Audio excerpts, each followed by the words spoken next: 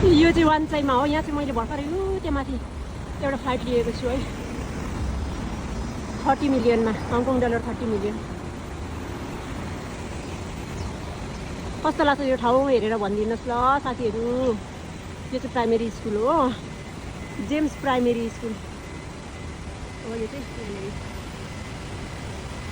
अनि यसकै सिधा अपोजिट यो माथि क्या 20 फ्लोरमा त्यो बिल्डिङमा त्यो गाडी चाहिँ यताबाट जान्छ है, प्राइभेट कारहरू जति पनि यहाँ बस्नु हुने सबैजना चाहिँ यहाँबाट जाने हो। यो अन्डरग्राउन्ड, यो मुनि चाहिँ कार पार्किङ छ अनि स्विमिङ हल पनि छ यहाँनिर। अनि म चाहिँ छिटै सिफ्ट हुँदैछु यो ठाउँमा। अपार्टमेन्टलाई यसरी यहाँनिर यस्तो गरेर यस्तो मजाले सजाइएको फुलहरू राखिएको छ होइन, यस्तो राम्रो छ। यो माथिबाट पनि के यता यो उल्लो बिल्डिङमा आउनलाई चाहिँ यो माथिबाट पनि क्रस गर्न सकिन्छ, तर यो अपार्टमेन्टभित्रको मान्छेहरू मात्रै आउन सक्छ, यहाँ अरू चाहिँ पनि आउन सक्दैन। इन्क्वायरी बिना इन्क्वायरी चाहिँ पनि जान सक्दैन। अनि यो ट्र्याक्टरहरू